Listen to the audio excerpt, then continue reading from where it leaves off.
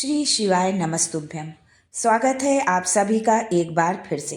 मेरे देवाधिदेव महादेव आप व आपके परिवार पर अपनी कृपा दृष्टि सदा सर्वदा बनाए रखें।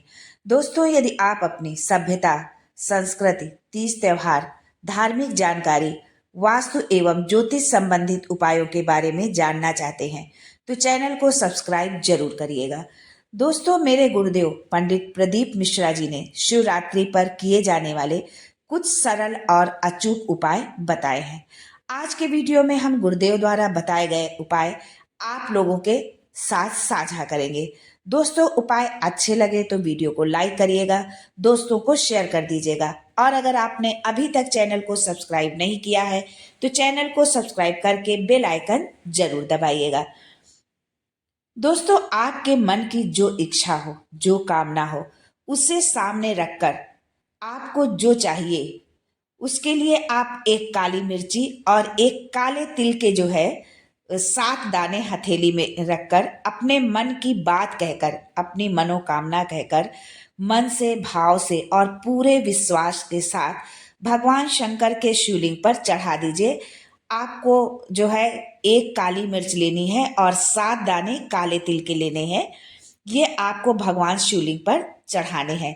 हर महीने शिवरात्रि आती है, पर मुख्य शिवरात्रि पर जब आप चढ़ाएंगे तो अगले महीने की शिवरात्रि जब आएगी तब आपकी मनोकामना, तब तक आपकी मनोकामना पूरी हो जाएगी। जो आपकी इच्छा होगी, जो आपकी कामना होगी, जो आपको तकलीफ होगी, वो कष्ट आपके दूर हो जाएंगे। दोस्तों, जिसके घर में क्लेश बहुत रहता हो, लड़ाई झगड़े बहुत होते हों, सास बहू के झगड़े, न सास सुनने को तैयार न बहू सुनने को तैयार, घर में पुरुषों की आफत, भाई भाई झगड़ रहे हैं, सास बहू झगड़ रही हैं, आपको कुछ नहीं करना है। बस आप गेहूं की बाली को तोड़िए। जो गेहूं के पेड़ पे बाली लगी रहती है, उन 7 बालियों को आपको तोड़ना है और 7 बाली तोड़कर अपने घर में चारों तरफ घुमा करके अपना नाम व गोत्र बोलकर उसको आप शिवलिंग में समर्पित कर दीजिए। आपके घर में कभी भी न क्लेश होगा, न झगड़ा होगा और पूर्ण रूप से जो है घर में शांति बनी रहेगी। कोई झगड़ा फसाद नहीं होगा, घर में शांति होगी। ये उपाय आपको शिवरात्रि को आपको ये उपाय करना है। दोस्तों, हर महीने यानी 12 महीने शिवरात्रि आती है।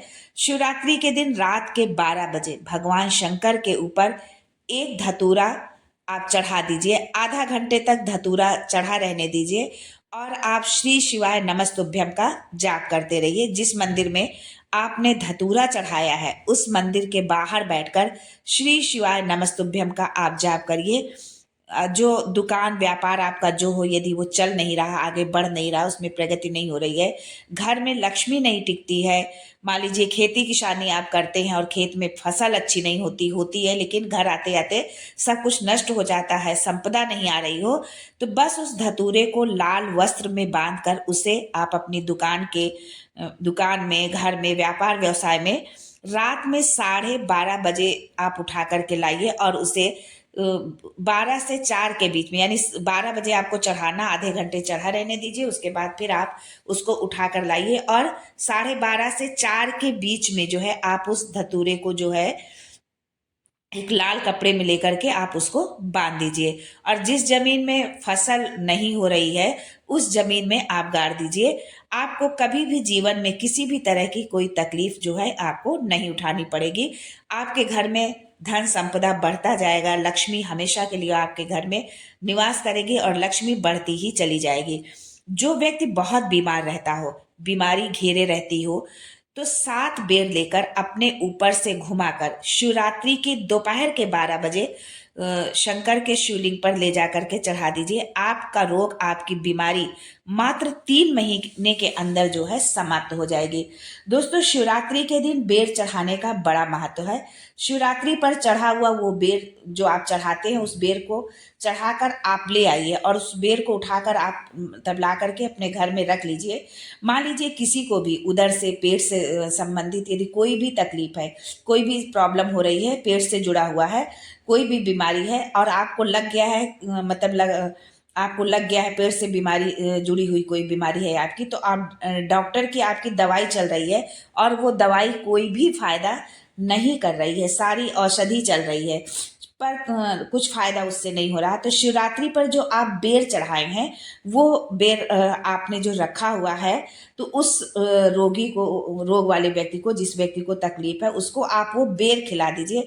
मात्र आधे घंटे के अंदर आप देखेंगे कि उसको आराम लगना शुरू हो जाएगा। उस बेर में इतनी प्रबलता आ जाती है, शिव की शक्ति आ जाती है, जो शिव जी पर बेर चढ़ाया जाता है। बेर भाजी आवरा उठो देव सावरा, जो हम देवोत्थानी एकादशी पर भगवान नारायण को समर्पित किया जाता है, ये सब चीजें, तो उसमें शंकर जी का भाव है उस बेर में। क्योंकि भगवान शंकर का दर्शन नारायण उठने से ही करना चाहते हैं। कि भगवान नारायण जब अपनी 4 महीने की निद्रा के बाद जब उठते हैं, तो वो उठते ही भगवान भोलेनाथ के दर्शन करना चाहते हैं। उठते ही उनकी जब मतलब वो नेत्र खोलें तो उन्हें शिव का दर्शन हो। बेर का भाव हुई शिव के दर्शन का भाव है। शिवरात्रि के दिन जो है भगवान भोलेनाथ, शिव पुराण में ऐसा लिखा हुआ है कि यदि कोई कुछ नहीं करता, कोई व्रत उपवास नहीं कर सकता, मंदिर नहीं जा सकता, कुछ नहीं, तो शिवरात्रि के दिन जो है, जो मेरे मंदिर में आकर के जो दिया लगाएगा, बेलपत्री के पेड़ के नीचे जो दीप प्रज्वलित करेगा, उसके घर में सदा लक्ष्मी का वास रहेगा। दोस्तों, ये शिवरात्रि बहुत ही प्रबल है, बहुत ही विशेष है।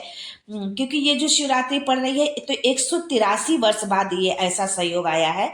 और आगे जो शिवरात्रि आएगी, मतलब इस संयोग वाली जो शिवरात्रि आएगी, वो शिवरात्रि 183 वर्ष बाद जो है, इस संयोग की शिवरात्रि का समय आएगा। तो 183 वर्ष किसने देखा है?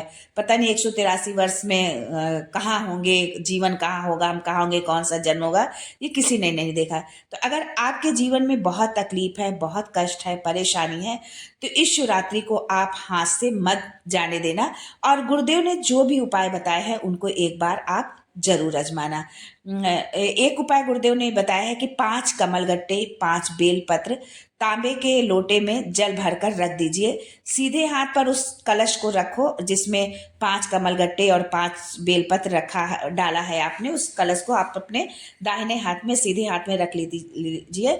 और श्री शिवाय नमस्तुभ्यम, जो शिव महापुराण का मूल मंत्र है, उसको 5 बार स्मरण करके आपकी जो तकलीफ है, आपके हृदय चित्त में जो है, उसको अपने हृदय चित्त में रख करके, अपनी तकलीफ को उसको हृदय चित्त से धर कर और मस्तक से कलश को लगाकर किसी एकांतेश्वर महादेव का स्मरण करते हुए अपनी कामना कहकर वो जल समर्पित कर दीजिए। एकांतेश्वर मतलब जो आपके गांव से, आप जहाँ रह रहे हैं वहां से दूर हो, निर्जन स्थान पर हो, जहां पर कोई पूजा करने के लिए न जाता हो, ऐसे शिवलिंग पर, किसी वृक्ष के नीचे हो, किसी जंगल में दूर मंदिर हो, ऐसे जो है शिवालय पर जाकर उस जल को आप समर्पित कर दीजिए। और उसमें से एक बेलपत्र और एक कमलगट्टा आप अपने साथ उठाकर ले आइए। जो भी आपको तकलीफ है, बहुत ज़्यादा जो हो रही है, उसमें आप देखेंगे कि 5 दिन में अंतर आपको दिखने लगेगा। दोस्तों, आज के लिए बस इतना ही। मिलते हैं अगले वीडियो में एक नई जानकारी के साथ। तब तक के लिए श्री शिवाय नमस्तुभ्यम and thanks for watching my video.